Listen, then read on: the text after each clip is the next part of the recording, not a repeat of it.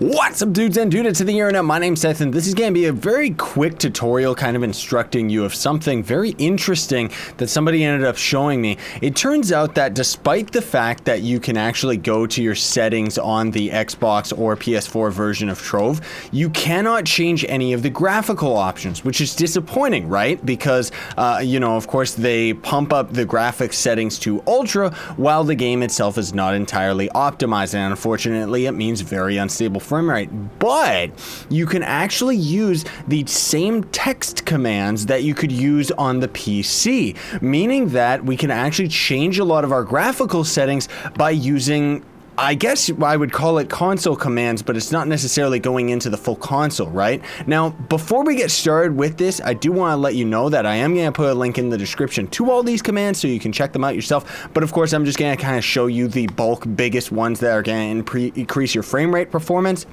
And also, if by any chance the devs end up ever watching this video, honestly speaking, dudes and dudettes over there at Tryon Worlds, please do not end up patching this. Please, unless you end up optimizing the game so that we don't have to do something like this, then you can patch it. But otherwise, please keep these commands in the game. Seriously? So, without further ado, let's get to it. First of all, I do want to point out that you can end up using a USB keyboard in the Xbox version of Trove. I'm sure you can probably do it with the PS4 because we're in this day and age, right? So I ended up going and grabbing myself a wireless one so that I could end up typing a little bit faster. There's quite a few really big settings. The first and foremost is SSAO. So /postssao false. If you turn that off, you're going to see a huge increase in your frame rate performance. Now, while the console version of Trove is going to be limited to 30 frames per second, at the least, we're going to see a much more stable frame rate. I'm going to actually show a side-by-side comparison of what the SSAO effect actually does,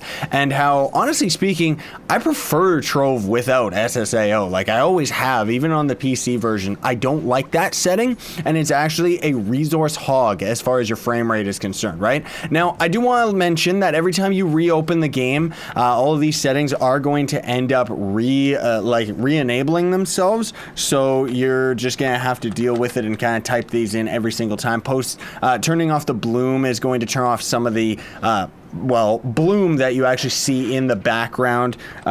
Postdof, which is depth of field, we can set that to 0, which means no more stupid blurry background. We can see everything in the distance as crisp as we do right beside us. Well, to a degree anyways. You can also change the draw distance and stuff like that if you're noticing issues. You can change the super sampling, the anti-aliasing. It's all there, and it's all in the description, as well as just like a zillion other commands. I mean, most of all, it's in the description with the link that I posted, but I'll put like these important commands in the description as well, so you can just kind of reference them very quickly. Also, our club is getting very beautiful, if I do say, on the console version.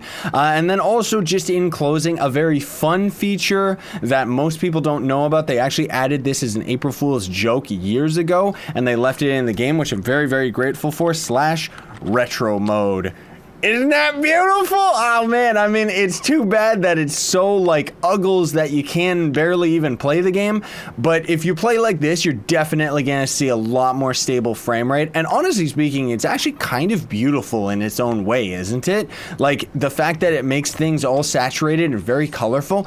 I still to this day wish that there was /retro mode setting like this that didn't lose anti-aliasing and make everything blurry, but it still is one of my favorite like Easter eggs of the game, right? So anyways, there's all sorts of other commands that you can check out on the website that I'll put in the description. Otherwise, thanks so much for watching, everybody, and again, I really hope that the devs don't end up patching this now that I've made a video on it. Unfortunately, that is one of the disadvantages of doing the whole YouTube thing, is I have actually talked about things that the devs didn't know about, and then they end up being patched because of public knowledge. But again, I really don't want this to end up getting fixed unless they end up making the game more stable frame rate. That seems like a pretty good trade-off to me, doesn't it? To you?